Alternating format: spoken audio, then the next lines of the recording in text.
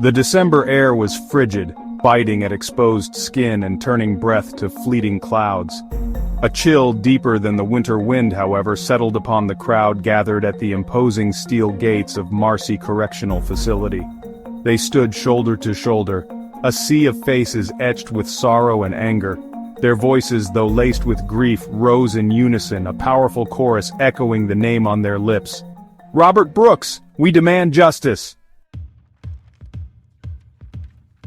On December 9, 2024, Marcy Correctional Facility became a tragic monument to a deeply flawed system.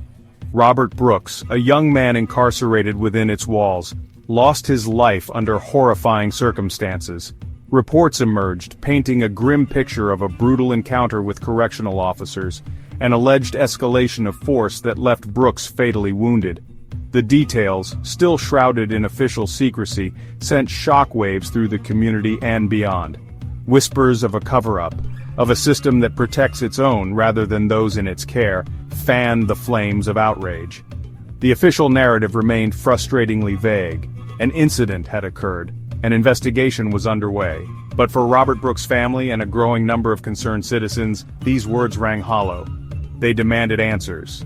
They demanded accountability. They demanded justice. The tragic death of Robert Brooks became a rallying cry. The community, already grappling with a history of injustices, rose up in protest. Marches were organized, vigils were held, social media platforms became spaces for sharing information, expressing grief, and amplifying calls for change.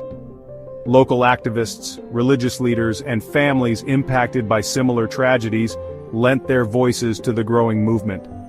They spoke of a system that disproportionately targets marginalized communities, a system where violence is often met with impunity, a system in desperate need of reform.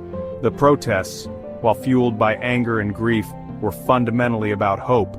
Hope for a future where such tragedies are not swept under the rug.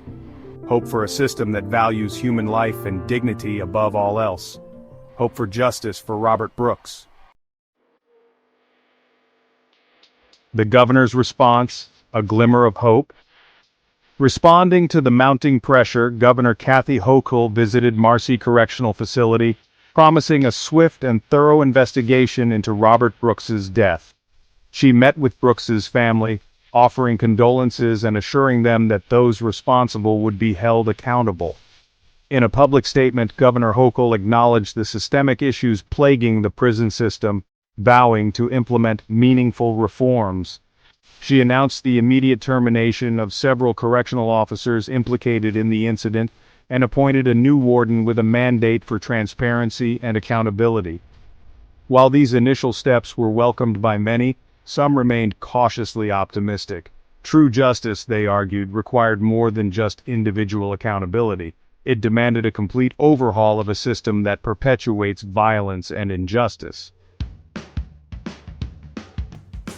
Towards a more just future. Governor Hochul outlined a series of policy reforms aimed at preventing future tragedies. These included mandatory body cameras for all correctional officers, independent investigations into all inmate deaths, and the establishment of a civilian oversight board to review complaints against prison staff. Furthermore, the FBI and the U.S. Department of Justice launched a joint investigation into the incident, while Attorney General Letitia James initiated a state inquiry. These parallel investigations aim to determine whether Robert Brooks's civil rights were violated and whether any criminal charges were warranted. The fight for justice for Robert Brooks is far from over. It is a fight against a system that has long been shrouded in secrecy and impunity. It is a fight for transparency, accountability, and ultimately, a more just and humane approach to incarceration. The path ahead will be long and arduous, but the hope for meaningful change burns brightly, fueled by the memory of Robert Brooks and the countless others who have suffered within the shadows of our prison walls.